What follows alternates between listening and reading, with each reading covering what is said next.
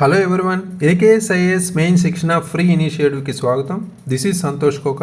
ఈరోజు మన క్వశ్చన్ చూసే ముందు స్మాల్ అనౌన్స్మెంట్ చూద్దాం. APPSC group 2 Telugu medium offline live online prelims mains batch అనేది స్టార్ట్ చేయబడింది.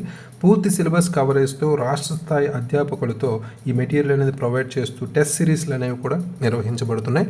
సో ఇతర ఇన్ఫర్మేషన్ కోసం ఈ ఫోన్ నెంబర్స్కి కాల్ చేయొచ్చు. రైట్. సో ఈరోజు ప్రశ్నకు సంబంధించి మనం చూసుకుంటే సబ్జెక్ట్ తెలంగాణ ఆర్థిక వ్యవస్థకి సంబంధించి మనం తీసుకుంటున్నాం. Question for 7th September 2024. Critically assess the impact of Kaleshwaram lift irrigation project on Telangana's agricultural economy. How has it influenced cropping patterns and water management? So ఇక్కడ 3 steps అనేవి మనం ఫాలో చేస్తాం. క్వశ్చన్ చూడగానే మనకి క్వశ్చన్ రీడింగ్ అనేది ఒక్క నిమిషంలో మనం క్రియేట్ చేసుకోవాలి. ఇక్కడ ఉన్న ముఖ్యమైన క్వశ్చన్ ట్యాగ్స్ కానీ కీవర్డ్స్ కానీ ఐడెంటిఫై చేయడానికి. రైట్. క్వశ్చన్ ఎన్ని పార్ట్స్లో ఉంది, అసలు టాపిక్ ఏంటి, కాళేశ్వరం లిఫ్ట్ ఇరిగేషన్ ప్రాజెక్ట్ రీసెంట్గా మనకి న్యూస్లో వచ్చింది కాబట్టి కంపల్సరీ అడిగే క్వశ్చన్ ఇది. రైట్.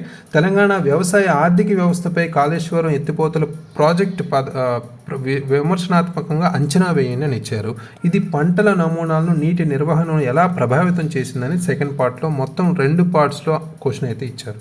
రైట్. క్రిటికల్లీ అసెస్ అనేది ఇక్కడ క్వశ్చన్ ట్యాగ్గా మొదటి క్వశ్చన్ ట్యాగ్గా తీసుకుంటే ఇక్కడ క్రిటికల్లీ అంటే విమర్శనాత్మకంగా అంచనా వేయండి అన్నారు. అంటే విమర్శనాత్మకంగా అంటే ఏంటి, ఇక్కడ గవర్నమెంట్కి వ్యతిరేకంగా మనం వెళ్ళకూడదు, అదేవిధంగా మన రాజ్యాంగంలో పొందుపరిచిన కొన్ని నిబంధనలకు వ్యతిరేకంగా కూడా మనం చేయకూడదు, చట్టాలకు వ్యతిరేకంగా కూడా మాట్లాడకూడదు. ఇక్కడ బ్యాలెన్స్డ్ అప్రోచ్తో మనకున్న నెగిటివ్ పాయింట్స్ ఏవైతే ఉన్నాయో వాటిని చెప్తూ కొన్ని సజెషన్స్ కూడా మనం ఇక్కడ ఇవ్వాలి. సో ఇక్కడ ముఖ్యంగా పాజిటివ్స్ నెగిటివ్స్ చెప్పాలి. దాన్ని అసెస్ అన్నారు కాబట్టి అసెస్ అంటే ఏంటి, కంపల్సరీ కొన్ని ఎగ్జాంపుల్స్ ఫ్యాక్ట్స్ రిపోర్ట్స్ కంపల్సరీ ఇక్కడ ఇంక్లూడ్ చేసుకోవాల్సిన అవసరం అయితే ఉంది. సో నెక్స్ట్ మనకు వచ్చేసరికి మనం కీవర్డ్స్ అనేవి అర్థం చేసుకునే ముందు హౌ అనేది కూడా క్వశ్చన్ ట్యాగే. ఇక్కడ ముఖ్యంగా నార్మల్ క్వశ్చన్ ట్యాగే మనకున్న కీవర్డ్స్ మీద ఫోకస్ చేయాలి. రైట్. సో కీవర్డ్స్ వచ్చేసరికి ఇంపాక్ట్ అన్నారు కాబట్టి కంపల్సరీ ఇక్కడ పాజిటివ్ ఇంపాక్ట్ రాస్తాం, నెగిటివ్ ఇంపాక్ట్ రాస్తాం, అంటే సానుకూల ప్రతికూల 2 రాస్తాం. రైట్. సో అది మనం మేజర్గా ఫోకస్ చేయాలి. క్వశ్చన్ చూడగానే మనం ఇక్కడ మైండ్లోనే మనం ఇక్కడ ఒక స్ట్రక్చర్ అనేది క్రియేట్ చేసుకోవాలి. క్వశ్చన్ చూసాం ఏంటి, క్రిటికల్లీ అసెస్ ద ఇంపాక్ట్ అన్నారు. ఇంపాక్ట్ అంటే ఇంట్రడక్షన్ ఎలాగో రాస్తాం దాని గురించి. బాడీ పార్ట్లోకి వచ్చేసరికి ఇంపాక్ట్ అన్నారు కాబట్టి పాజిటివ్ ఇంపాక్ట్ రాస్తాం, నెగిటివ్ ఇంపాక్ట్ రాస్తాం. రైట్. ఇక్కడతో హాఫ్ పార్ట్ అయింది. నెక్స్ట్ పార్ట్కి వచ్చేసరికి how has it influenced cropping patterns and water management అంటారు. రైట్. ఇన్ఫ్లుయెన్స్ అన్నారు. ఇన్ఫ్లుయెన్స్ అనగానే మళ్ళీ ప్రభావమే. రైట్. ఇక్కడ క్రాపింగ్ ప్యాటర్న్స్ గురించి వాటర్ మేనేజ్మెంట్ మీద రెండింటికి అడిగారు కాబట్టి ఇక్కడ positive influence negative influence cropping patterns మీద వాటర్ మేనేజ్మెంట్ మీద సపరేట్గా రాయడానికి మనకి చాలా సైడ్ హెడ్డింగ్స్ తీసుకుంటాం. రైట్. ఇన్ఫ్లుయెన్స్ అని రాస్తే చాలు, అంటే ప్రభావితం దేని మీద, 1 క్రాపింగ్ ప్యాటర్న్స్ మీద రాయొచ్చు, 2 వాటర్ మేనేజ్మెంట్ రాయొచ్చు. లేదు ఇక్కడ మనం ఒక టేబుల్ వేసుకుని సింపుల్గా పాజిటివ్స్ నెగిటివ్స్ కూడా లింక్ చేసుకోవచ్చు. ఆ విధంగా మనం క్వశ్చన్ చూడగానే మైండ్లోనే ఎలా రాయాలి, స్ట్రక్చర్ ఏంటి అనేది ముందే మనం మైండ్లో పెట్టుకుంటే ఈజీ అవుతుంది. రైట్. సో నెక్స్ట్ మనం చూసుకుంటే బ్రెయిన్ స్టార్మింగ్. 1 నిమిషంలో ఇక్కడ ఈ పర్టికులర్ టాపిక్కి సంబంధించిన అంశాలన్నీ మనం రీకాల్ చేసుకోవాలి, ఇంపార్టెంట్ కీవర్డ్స్ అనేవి. రైట్. ఇక్కడ ఇంపార్టెంట్ కీవర్డ్స్ అనగానే మనం ముందుగా గుర్తుకొచ్చేది రీసెంట్గా మనకి ఎన్విరాన్మెంట్ ఇంపాక్ట్ అసెస్మెంట్, అంటే పర్యావరణ ప్రభావ అంచనా అనేది మనకి కలిగింది 2023కి సంబంధించి. అది కొన్ని ఇన్సిడెంట్స్ వల్ల ఈ ప్రాజెక్ట్కి సంబంధించి కొన్ని ప్రభావితం అయ్యాయి. పర్యావరణం కావచ్చు, జీవ వైవిధ్యం కావచ్చు, ఇది కూడా ఒక ఆందోళనే. రైట్. సవాలుగా చెప్పుకోవచ్చు. సో దీని గురించి మనం చెప్తాం. నెక్స్ట్ నీతి ఆయోగ్ గురించి కూడా మనం రిపోర్ట్ అయితే కంపల్సరీ ఇవ్వాలి 2023. అది కూడా కొన్ని ఇంపార్టెంట్ రిపోర్ట్స్ సంబంధించి డైరీ డెవలప్మెంట్ బోర్డు కావచ్చు, తెలంగాణ అగ్రికల్చరల్ యూనివర్సిటీ రిపోర్ట్ కావచ్చు, ఇలాంటివి మనం అక్కడక్కడ యూజ్ చేసుకోవచ్చు. ఈ రిపోర్ట్స్ కాకుండా మనకి కొన్ని క్రాప్స్ గురించి మనం మాట్లాడవచ్చు. అంటే ఇక్కడ ముఖ్యంగా మనం ఇది ఎకానమీ క్వశ్చనే కానీ ఇరిగేషన్ ప్రాజెక్ట్ రిలేటెడ్ జాగ్రఫీలో కూడా కవర్ అవుతుంది కాబట్టి కంపల్సరీ క్రాప్స్ గురించి మాట్లాడతాం, లేదా సాయిల్ హెల్త్ గురించి మాట్లాడతాం. రైట్. నేల ఆరోగ్యం గురించి మాట్లాడాలి, పంటల గురించి మాట్లాడాలి, అదేవిధంగా నీటిపారుదల గురించి కూడా మనం మాట్లాడాలి. నీటిపారుదల పద్ధతులు ఎలా ఉపయోగించుకుంటున్నాం అనేది కూడా దీని గురించి మాట్లాడుకోవాలి. అదేవిధంగా మనం ఇక్కడ ముఖ్యంగా నీటి నిర్వహణ గురించి కూడా మనం మాట్లాడాలి. నీటి నిర్వహణ అంటే ఇక్కడ ముఖ్యంగా సుస్థిర నీటి నిర్వహణకు సంబంధించిన పద్ధతులు ఏ విధమైన పాటించాలి ఫ్యూచర్లో అనేది కూడా ఇక్కడ మాట్లాడతాం.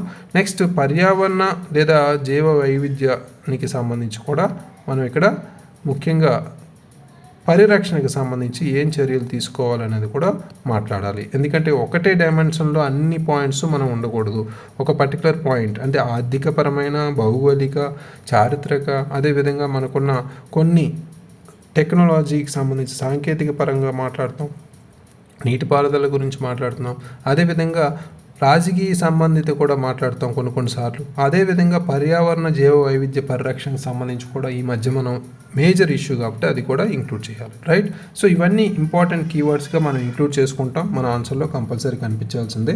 అయితే ఇక్కడ పరిచయానికి సంబంధించి మనం ఎప్పుడు కరెంట్ అఫైర్స్ ఇంట్రడక్షన్తో స్టార్ట్ చేస్తాం కాబట్టి అక్కడ ఏం రాయొచ్చు అనేది ఇక్కడ ముఖ్యంగా చూసుకుంటే 2024 నాటికి ఇక్కడ ఈ పర్టికులర్ ప్రాజెక్ట్ ముఖ్యమైన మైలురాయిగా సాధించి వ్యవసాయ ఉత్పత్తిని గణనీయంగా పెంచడంలో కీలక పాత్ర పోషించింది అనేది చెప్తున్నారు. అంటే ఆ ఉత్పత్తి, వ్యవసాయ ఉత్పత్తి ఎంత ఉంది అనేది దాని మీద మనం కొన్ని గణాంకాలు అయితే మనం ఇక్కడ ప్రొవైడ్ చేయొచ్చు, గణాంకాలని మనం తీసుకురావచ్చు, రైట్? అదేవిధంగా మనకి ఇక్కడ స్టాటిక్ పార్ట్ అంటే బ్యాక్గ్రౌండ్ కంపల్సరీ రాయాలి కాబట్టి ఇది ఎప్పుడు స్టార్ట్ అయింది? 2019లో స్టార్ట్ అయింది. అదేవిధంగా దీని యొక్క లక్ష్యం ఏంటి అనేది కూడా మనం రాస్తాం, సరిపోతుంది. ఈ రెండు సరిపోతుంది. చాలామంది అయితే ఇది రాస్తున్నారు, లేదా కరెంట్ అఫైర్స్ ఇంట్రడక్షన్ రాస్తున్నారు. ఎగ్జామినర్కి ఒక కంటిన్యూటీ, ఒక ఫ్లో అనేది ఉండాలి. అంటే ఈ పర్టికులర్ అభ్యర్థికి అన్ని విషయాలు తెలుసు, అన్ని సమానుకూలంగా, సమయానికి అనుకూలంగా రాస్తున్నాడు, అదేవిధంగా ఉన్న స్పేస్ను ఉపయోగించుకుని ఎంతవరకు రాయాలో అంతే రాస్తున్నారని తెలియజేయాలి మనం, రైట్? అందుకే ఇక్కడ 2019 ఎప్పుడు స్టార్ట్ అయింది అనేది చెప్తూ లక్ష్యం ఒకటి రాస్తే సరిపోతుంది, రైట్? సో ఇక్కడ ముఖ్యంగా 45 లక్షల ఎకరాల వ్యవసాయ భూమికి సాగునీటిని అందించడం ద్వారా వ్యవసాయ ఉత్పత్తిని పెంచడం మనకు ఇది ఒక, అదేవిధంగా నీటి భద్రతను నిర్ధారించడం ఇది లక్ష్యంగా తీసుకున్నారు కాబట్టి అది ఒక సింపుల్ సెంటెన్స్లో రాస్తే సరిపోతుంది, రైట్? నెక్స్ట్ మనకు వచ్చిన నిర్మాణంలోకి వచ్చే ముందు లేదా పరిచయం నుంచి ఈ మధ్యలో కనెక్టివ్గా మనం ఒక మ్యాప్ కూడా ఇక్కడ లింక్ చేసుకోవచ్చు. ఈ ఇరిగేషన్ ప్లాన్ ఏదైతే ఉందో సింపుల్గా ఒక స్మాల్ మ్యాప్ అనేది మనం ఇక్కడ ఇంక్లూడ్ చేసుకోవచ్చు, డయాగ్రామ్ అనుకోవచ్చు, రైట్? అంటే ఎకానమీ పాయింట్లో ఫ్యాక్ట్స్ ఎక్కువ యూజ్ చేస్తాం, గ్రాఫ్స్ యూజ్ చేయొచ్చు. ఇక్కడ ముఖ్యంగా నాట్ ఓన్లీ ఎకానమీ, ఆర్థిక వ్యవస్థకి సంబంధించే కాదు, భౌగోళికంగా కూడా ఈ పర్టికులర్ క్వశ్చన్ లింక్ చేసి ఉంది కాబట్టి డయాగ్రామ్ కూడా కంపల్సరీ యాడ్ చేస్తే అది మనకి ఎడ్జ్, రైట్? నెక్స్ట్ తెలంగాణ వ్యవసాయ ఆర్థిక వ్యవస్థపై ఈ ప్రాజెక్టు సానుకూల ప్రభావాలు అనేది మనం ఇక్కడ తీసుకున్నాం. ఫస్ట్ కీవర్డ్ అడ్రస్ చేస్తున్నాం. వ్యవసాయ ఉత్పత్తిలో పెరుగుదల అనేది మొదటిగా మనం తీసుకుంటే ఇక్కడ రీసెంట్గా తెలంగాణ ఆహార ధాన్యాల ఉత్పత్తిలో 30% మనం అధికంగా నమోదు చేయబడింది అనేది 2023 ప్రభుత్వ నివేదిక ద్వారా తెలిసింది కాబట్టి ఈ గణాంకాలతో మనం ఒక పాయింట్ అయితే ఈజీగా రాయొచ్చు. నెక్స్ట్ గ్రామీణ పేదరికం తగ్గింది. ఎలా తగ్గింది? మనం ఈ ప్రాజెక్టు వల్ల నీటిపారుదల సౌకర్యాలు పెరిగాయి, పద్ధతులు, నీటిపారుదల అనేది మనకి నీరు సరఫరా అనేది జరిగింది. ఆ నీటి సరఫరా అవ్వడం వల్ల ఈ వ్యవసాయ ఉత్పత్తిలో మెరుగుదల అనేది తెలిసింది. దానివల్ల వాళ్ళకి ఎంప్లాయ్మెంట్ అంటే వాళ్ళలో ఉన్న ఉపాధి దొరికింది. ఆ ఉపాధికి సంబంధించి మనం ఈజీగా గ్రామీణ పేదరికం తగ్గింది అనేది సింపుల్గా చెప్పచ్చు, రైట్? నిరంతర నీటి సరఫరా కారణంగా రైతులు ఏడాదిలో అనేక పంటలను సాగు చేయగలిగారు కాబట్టి ఇది మనకి ఉపయోగపడుతుంది, రైట్? దీనికి నాట్ ఓన్లీ వ్యవసాయం సంబంధించి కాదు, ప్రత్యక్ష వ్యవసాయ కార్యకలాపాలతో పాటు అనుబంధ పరిశ్రమలు ఏవైతే ఉన్నాయో మనకి దాంట్లో కూడా వాళ్ళకి ముఖ్యంగా ఈ ఉద్యోగ అవకాశాలు అయితే కలిగాయి అనేది కూడా ఇక్కడ చెప్తున్నాం, రైట్? సో నెక్స్ట్ భూగర్భ జలాల పెరుగుదలకు సంబంధించి కూడా మనం ఇక్కడ మాట్లాడుకోవచ్చు. ముఖ్యంగా నిరంతర నీటి సరఫరా కారణంగా చాలా ప్రాంతాల్లో భూగర్భ జలాలు మెరుగుపడడం అనేది జరిగింది. సో బోరు బావుల మీద ఆధారపడడం కూడా, మన వర్షాధార వ్యవసాయం కూడా తగ్గింది, రైట్?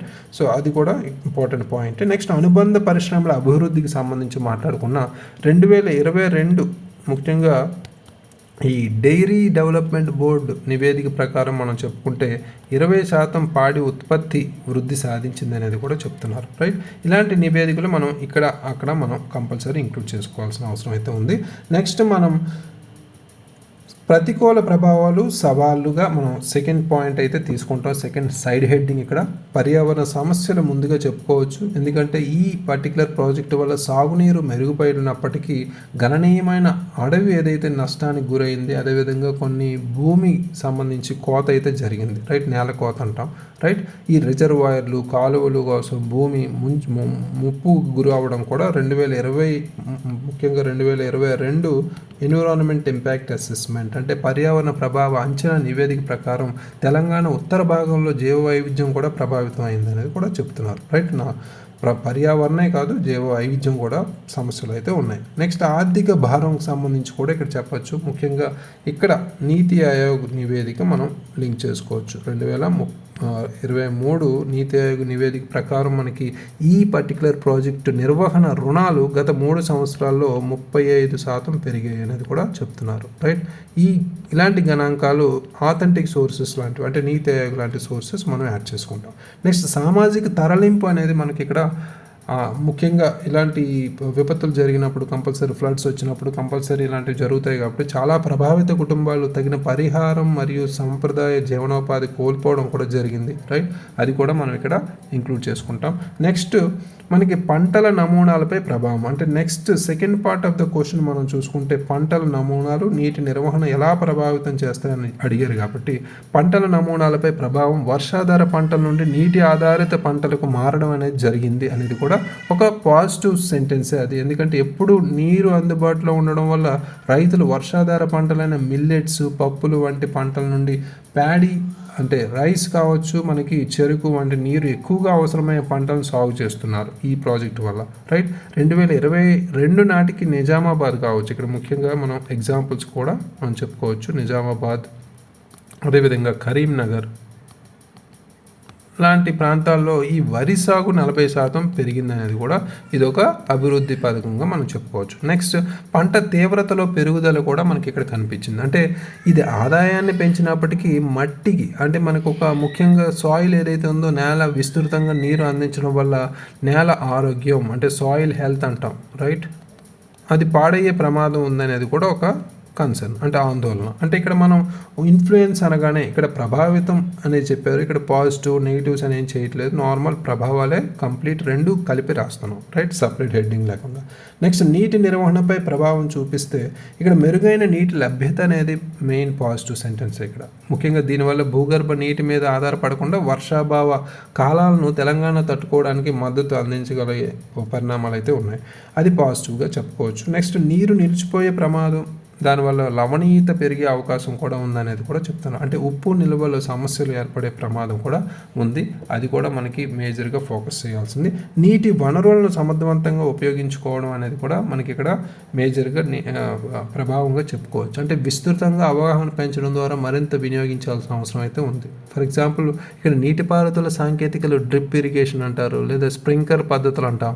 ఇవన్నీ ఉపయోగించడం ద్వారా నీటి వినియోగ సామర్థ్యం మెరుగుపడింది. కానీ కొన్ని చోట్ల వీటికి సంబంధించిన పద్ధతులు ఎవరికి అవగాహన లేకపోవడం ద్వారా ఫ్లడ్స్ వచ్చే అవకాశం ఉంది. రైట్, సో నెక్స్ట్ ముఖ్యంగా మనం ఇక్కడ చెప్పాల్సినవి సజెషన్స్, అంటే అవసరమైన చర్యలు ఏం తీసుకోవాలి, పంట వైవిధ్యాన్ని ప్రోత్సహించాలి అనేది ఇక్కడ చెప్పాలి. అంటే ముఖ్యంగా నీటి వినియోగాన్ని నిరోధించడానికి ప్రభుత్వం రైతులకు మిల్లెట్స్, పప్పులు మరియు తక్కువ నీరు అవసరమయ్యే పంటలను సాగు చేయడానికి ప్రోత్సహించాలి. రైట్, ఓన్లీ మనం బియ్యం, అదేవిధంగా గోధుమల మీదే లేదా చెరుకు మీద ఆధారపడకుండా. రైట్, సమర్థవంతమైన నీటిపారుదల పద్ధతులు కూడా అవసరమే. ఇక్కడ సబ్సిడీలు ఇవ్వాలి దానికి సంబంధించి, ఎందుకంటే డ్రిప్ మరియు స్ప్రింక్లర్ల పద్ధతుల వాడకాన్ని వాళ్ళ అవగాహన కల్పించడానికి, వినియోగ సామర్థ్యం పెంచడానికి వాళ్ళకి సబ్సిడీలు అనేవి మనకి గవర్నమెంట్ ప్రొవైడ్ చేయాలి.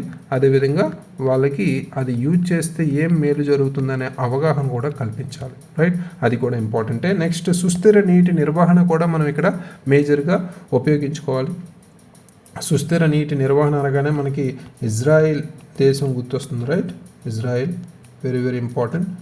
ఇజ్రాయిల్లో వాళ్ళ అత్యాధునిక సాంకేతికతను ఉపయోగించుకొని చేసే నీటి నిర్వహణ సంబంధించి, అది ల్యాండ్ లాక్డ్ కంట్రీ అయినా వాళ్ళు ఉపయోగించుకుంటున్నారు, అది మనం ఇక్కడ లింక్ చేయొచ్చు ఎల్ఎన్ఐ టెక్నిక్ వల్ల. రైట్, వర్షపు నీరు, నీటి నిల్వలు మరియు తగిన నీటిపారుదల వ్యవస్థలతో నీటి వనరుల వినియోగాన్ని కూడా పరిమితం చేసుకునేలా మనం ఇంక్లూడ్ చేసుకోవచ్చు. సుస్థిర నీటి నిర్వహణ అనేది డ్రైనేజ్ సిస్టమ్ కావచ్చు, లేదా రైన్ వాటర్ హార్వెస్టింగ్ కావచ్చు, ఇలాంటివన్నీ లింక్ చేసుకోవచ్చు. పర్యావరణ పునరావాసం సంబంధించి కూడా, అంటే అడవులకు సంబంధించి పునరావాసం లేదా జీవ వైవిధ్య పరిరక్షణ కార్యక్రమాలు కూడా మనం ఇక్కడ గుర్తు చేయాలి. రైట్, ఈ పర్యావరణ ప్రభావం నివారించడానికి. ఫైనల్గా మనకి భవిష్యత్తును ఉద్దేశించి 1-1.5 మనం లింక్ చేయాలి కాబట్టి పై సూచనలు మనం ప్రభుత్వం పాటిస్తే వ్యవసాయ రంగంలో పర్యావరణ సుస్థిరతతో ఆర్థిక వృద్ధిని సమతుల్యం చేయడానికి తెలంగాణ ఒక నమూనాగా ఉపయోగపడుతుందని చెప్పుకోవచ్చు. అంటే ప్రతి దాంట్లో మనం సుస్థిరత అనే పర్టికులర్ పదం ఉపయోగిస్తున్నాం అంటే ఇక్కడ SDG సస్టైనబుల్ డెవలప్మెంట్ గోల్స్ సుస్థిరాభివృద్ధి లక్ష్యం కావచ్చు లేదా సుస్థిరాభివృద్ధి అనేది అంటే సస్టైనబుల్ డెవలప్మెంట్ అనేది కూడా మనం సుస్థిరత సుస్థిరాభివృద్ధి లేదా సుస్థిరాభివృద్ధి లక్ష్యం ఈ మూడిటితో మనం చాలా భవిష్యత్తును ఉద్దేశించి ముగింపులు అనేవి రాస్తున్నాం రైట్. ఇవి చాలా అరుదుగా ఉపయోగించుకోవచ్చు మనం రైట్. సో ఇది పర్ఫెక్ట్ అప్రోచ్ ఈ క్వశ్చన్కి. సో ప్రతి కీవర్డ్ని మనం అడ్రస్ చేయాలి ఇలా మధ్యలో మనం ఎక్కువ ఆర్థిక వ్యవస్థకి సంబంధించి కాబట్టి కంపల్సరీ ఫ్యాక్ట్స్ అనేవి మనకి కనిపించేలా చూసుకోవాలి రైట్. సో నెక్స్ట్ మనం చూసుకుంటే ఈరోజు రాసిన ఆన్సర్స్ ఒక 2 ఆన్సర్స్ అయితే మనం ఇక్కడ తీసుకున్నాం. చాలామంది రాస్తున్నారు కాబట్టి ఫస్ట్ సౌరిక రాసిన ఆన్సర్లో మనం ముఖ్యంగా అబ్జర్వ్ చేయాలంటే ప్రపంచంలోనే అతిపెద్ద మల్టీ స్టేజ్ లిఫ్ట్ ఇరిగేషన్ ప్రాజెక్ట్గా దీన్ని తీసుకొచ్చారని 2019లో అనేది ప్రారంభించారు. మహారాష్ట్రలో నాసిక్ నుండి ప్రవహిస్తున్న గోదావరి నదీ జలాల పూర్తి స్థాయిలో వినియోగించుటకు ఇది ముఖ్యంగా ప్రవహిస్తున్న గోదావరి నీటిని ఒడిసిపట్టడానికి ఈ ప్రాజెక్టు కాలుస్తున్న ప్రాజెక్టుగా చెప్తున్నారు right. Very good. So good introduction. Next Telangana వ్యవసాయ ఆర్థిక వ్యవస్థపై కాళేశ్వరం ప్రాజెక్టు ప్రభావం గురించి మనం ఇక్కడ రాస్తున్నారు. సానుకూల ప్రభావాలు మేడిగట్ట అన్నారం సుందెల్ల బ్యారేజీల నిర్మాణం ద్వారా 31 జిల్లాలకు కానీ 20 జిల్లాలు ప్రయోజనం పొందాయని, అదేవిధంగా ఇక్కడ కొన్ని ఫ్యాక్ట్స్తో ఎన్ని ఎకరాల సాగు లేదా నగర నీటి అవసరాలకు సంబంధించి కావచ్చు, పారిశ్రామిక అభివృద్ధి ఎలా నీటి వాడకం అనేది జరిగింది అనేది కూడా కొన్ని ఫ్యాక్ట్స్ రూపంలో అందించారు. అదేవిధంగా ఎన్ని ఎకరాలకు దీని సాగును విస్తీర్ణం కావచ్చు, ప్రస్తుత ఎకరాలకు పెరిగింది అనేది కూడా కొన్ని ఫ్యాక్ట్స్ అయితే ఇంక్లూడ్ చేశారు. ప్రతికూల ప్రభావాలకు వచ్చేసరికి ప్రాజెక్టు విలువ ప్రయోజనాలపై ప్రభావం, ప్రాజెక్టు రీఇంజనీరింగ్ వల్ల ఆయకట్టు పెరగడం, ప్రాజెక్టు వ్యయం అత్యంత నిర్మాణ వ్యయం కూడా పెరగడం అనేది కూడా చెప్తున్నారు. కాగ్ నివేదిక కూడా ఇంక్లూడ్ చేసుకున్నారు. Very good. ప్రాజెక్టు విద్యుత్ వినియోగంపై ప్రతి సంవత్సరం ఎంత ఖర్చు జరుగుతుంది అనేది కూడా చెప్పారు. అధిక మొత్తంలో భూసేకరణ అనేది కూడా జరిగింది అనేది కూడా ఇక్కడ చెప్పారు. Very good. సో 3 బ్యారేజీలు, 7 లింకేజీలు, అదేవిధంగా 15 రిజర్వాయర్లు, 20 లిఫ్టుల సహాయంతో ఈ మేడిగడ్డ నుండి కొంచపోచమ్మ జలాశయం వరకు నీటిని ఎత్తిపోయేటకు అంచనా వ్యయం ఎంత జరిగింది అనేది కూడా ఇక్కడ క్లియర్ ఫ్యాక్ట్స్ అయితే ఇంక్లూడ్ చేశారు. Very good. అయితే పంటల నమూనా నీటి నిర్వహణలో కాళేశ్వరం ప్రాజెక్టు ప్రభావం గురించి మాట్లాడినప్పుడు తెలంగాణ వ్యవసాయ రంగ జీవీఏ వాటా 38% నుండి 49% వరకు వృద్ధి చెందినట్టు ఆర్థిక గణాంకాలు వెల్లడైందని, అదేవిధంగా 378% వృద్ధి మరియు ప్రతి సాగులో 61% వృద్ధి వరి పత్తి గురించి ప్రధానంగా మాట్లాడారు. 2వ స్థానంలో ఉందని. Very good. నెక్స్ట్ 2014-15తో పోలిస్తే ఈ పంట సాగునీటి పారుదల గల భూ విస్తీర్ణంకి సంబంధించి కూడా పెరిగింది అనేది కూడా ఎకనామిక్ సర్వే గణాంకాలు కూడా చెప్పారు. కాళేశ్వరం ప్రాజెక్ట్ రీఇంజనీరింగ్కు పూర్వం 7 జిల్లాలు, ఇప్పుడు మొత్తం మనకి 20 జిల్లాలు పెరిగాయి అనేది కూడా చెప్తున్నారు. ఫైనల్గా పీసీ ఘోష్ మరియు NDSA చైర్మన్ చంద్రశేఖర్ అయ్యర్ నేతృత్వంలో ఏర్పాటు చేసిన కమిటీ నివేదికలు కాళేశ్వరం ప్రాజెక్టు వ్యయం నిర్వహణ ఖర్చుతో కూడుకున్నదైనప్పటికీ వ్యవసాయమే ప్రధాన జీవనాధారంగా ఉన్న తెలంగాణ రాష్ట్రం నేడు ఆహార ధాన్యాన్ని విదేశాలకు ఎగుమతి చేసే ప్రధాన రాష్ట్రంగా ఎదుగుటకు కాళేశ్వరం ప్రాజెక్టు ప్రధాన కారణంగా తెలుపవచ్చు అనేది క్లియర్ కట్గా రీసెంట్ నివేదికలు కూడా ఇక్కడ చెప్పారు. Very good. అంటే ఇక్కడ నివేదికలతో పాటు కొన్ని సజెషన్స్ అనేవి ఇక్కడ ఇస్తూ ముగించారు. Very good.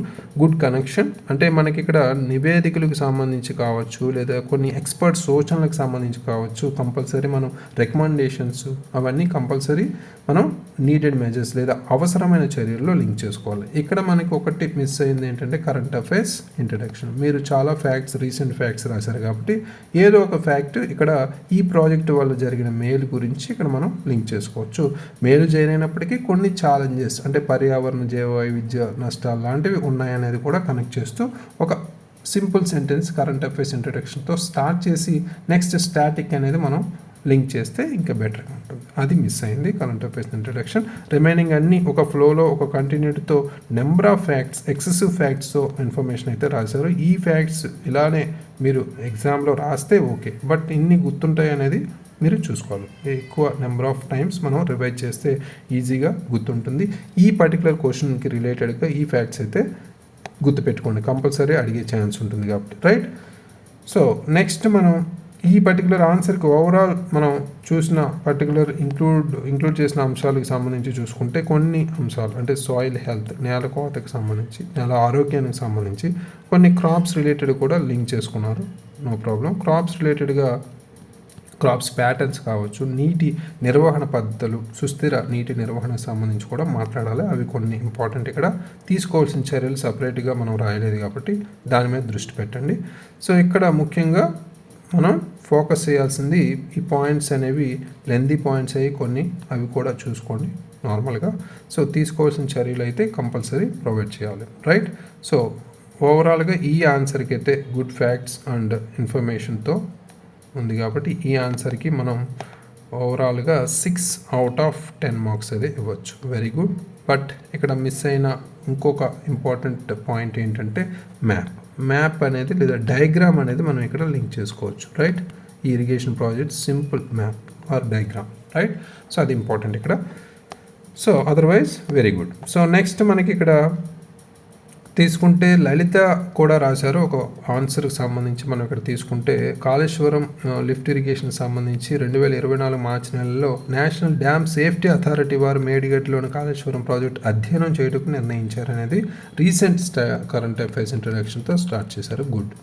నెక్స్ట్, ఈ ఎత్తిపోతల ప్రాజెక్ట్ తెలంగాణ ప్రాజెక్టులకు ఎంతో ప్రయోజనం చేకూర్చుందని మ్యాప్ కూడా లింక్ చేశారు. ఇదే మనకి important. Just small rough sketch use చేస్తే సరిపోతుంది వాల్యూ యాడెడ్ పాయింట్గా. నెక్స్ట్, రీసెంట్గా ఈ కొన్ని ఫ్యాక్ట్స్ రిలేటెడ్గా ఈ ప్రాజెక్ట్ గురించి కూడా లింక్ చేసుకున్నారు. Very good. So number of facts, ఎన్ని టీఎంసీలకు సంబంధించి ఇంత డీటెయిల్ ఇన్ఫర్మేషన్ అయితే మనకి అవసరం లేదు, రైట్. ఎగ్జామ్లో మనకి ఇంత గుర్తు ఉండదు కూడా, right. So no need to go depths. Okay. So పై విధంగా ఉద్దేశించిన ప్రాజెక్టులకు సంబంధించి ఎన్ని కోట్లు ప్రారంభించి ఎన్ని ఖర్చు చేశారు అనేది కూడా ఇక్కడ చెప్పారు. అయితే వ్యవసాయ ఆర్థిక వ్యవస్థపై ప్రభావం అనుకూలంగా మనం చూసుకుంటే భూగర్భ జలాలను పెంపొందించారని, అదేవిధంగా మొక్కజొన్న పండించే రైతులకు ఏడాది పొడవునా వాణిజ్య పంటలకు అనుకూల వాతావరణం, వ్యవసాయ ఖర్చుతో తగ్గింపు ఉంటుందని, పరిశ్రమలు నీటి ద్వారా లబ్ధి పొందడం తెలంగాణ ఆర్థిక వ్యవస్థపై అనుకూల ప్రభావం కూడా రాశారు. ప్రతికూలతలకు వచ్చేసరికి మిరప పండించే రైతుల పొలాలు నీటి ములిగాయని, తీవ్ర నష్టం గురిగాయని, మేడిగడ్డ బ్యారేజ్ నుంచి శ్రీపాద ఎల్లంపల్లి ప్రాజెక్టు నీటిని ఎత్తిపోత మధ్యలో అన్నారం బ్యారేజ్ మరియు సుందిల్ల బ్యారేజ్లో పొడికి ఎక్కువ ఈ నీటి నిల్వ సామర్థ్యం కూడా తగ్గిపోతుందని, మహారాష్ట్రతో చేసుకున్న ఒప్పందం వరకు మహారాష్ట్ర ప్రజలకు ముప్పు తగ్గినప్పటికీ తెలంగాణ ప్రాంతాలు సంబంధించి ప్రజల నివాసాలు మారాల్సి వచ్చిందని అనేది కూడా చెప్పారు. ప్రాజెక్టు వల్ల రైతు పొందే లబ్ధి కన్నా ప్రభుత్వం తీసుకున్న రుణాలకు చెల్లింపుకి సంబంధించి కూడా ఇక్కడ ఖర్చు అయితే పెనుభారం అయితే ఉందని, నేషనల్ గ్రీన్ ట్రిబ్యునల్ ప్రకారం ఈ ప్రాజెక్టు వల్ల పర్యావరణ ముప్పులు అనగా భూకంప సూచన, వాతావరణ కాలుష్యం, మత్స్య సంపద కూడా ఉందనేది కూడా చెప్పారు. Very good point. అయినప్పటికీ ఈ ఎత్తిపోతల ప్రాజెక్టు వల్ల మిషన్ కాకతీయ మరియు మిషన్ భగీరథలకు ఊతం లభిస్తుంది. దీనివల్ల రాష్ట్రం ఏర్పడక ముందు రైతు పడిన ఆర్థిక సామాజిక కష్టాలను తగ్గించింది అనేది కూడా లింక్ చేశారు. Very good points. అయితే ఇక్కడ ముఖ్యంగా క్వశ్చన్లో ఉన్న కీవర్డ్స్ని ఫస్ట్ పార్ట్లో బాగానే అడ్రస్ చేశారు. ఇక్కడ ఈ ప్లేస్లో మీరు ఈ ఇక్కడ రాసిన ఈ ఫస్ట్ పార్ట్ ఇక్కడ రాసి మనకి జస్ట్ స్టాటిక్ పార్ట్ అనేది మిస్ అయింది. ఇక్కడ స్టాటిక్ పార్ట్ 2019లో ఈ ప్రాజెక్ట్ స్టార్ట్ చేశారు అనేది మనకి ఎక్కడ కనిపించలేదు. దాంతోపాటు లక్ష్యం కూడా ఇక్కడ మెన్షన్ చేయాలి, అది కూడా మిస్ అయింది. మ్యాప్ అయితే పర్ఫెక్ట్, రైట్. సో ఈ పర్టికులర్ ఇన్ఫర్మేషన్ అయితే ఈ ప్లేస్లో మీరు ఈ ఫస్ట్ పార్ట్ని అక్కడ తీసుకొచ్చి సెకండ్ మనకి ఇచ్చిన రెండో పార్ట్లో పంటల నమూనాలు నీటి నిర్వహణ ఎలా ప్రభావితం చేశాయి అనేది ఇక్కడ సపరేట్గా రాయాలి. అంటే మనకి each and every side heading చూసుకుంటారు ఎగ్జామినర్స్. ఇక్కడ మనం క్వశ్చన్లో ఇచ్చిన కంపల్సరీ కీవర్డ్స్ అనేవి మెన్షన్ చేసుకోవాలి, రైట్. సో ఓన్లీ మీరు ఫస్ట్ పార్ట్ ఉన్న కీవర్డ్స్తోనే కంప్లీట్ చేశారు, అది ఫోకస్ ఏరియా చూసుకోవాలి. Remaining all very good. ఓవరాల్గా ఈ ఆన్సర్కి మనం with including number of facts and important information ఒక ఫ్లోతో కంటిన్యూటీతో రాశారు. ఒక జస్ట్ సెకండ్ పార్ట్ అయితే మిస్ అయింది. 5/10 మార్క్స్ అయితే ఇవ్వచ్చు. Very good, well done. అలా రాస్తూ ఉండండి compulsory. According to the demand of the question మనం జస్టిస్ చేయగలిగితే చాలు. ఎన్ని క్వశ్చన్స్ రాస్తే అన్ని మంచి మార్క్స్ అయితే వస్తాయి మనకి, రైట్.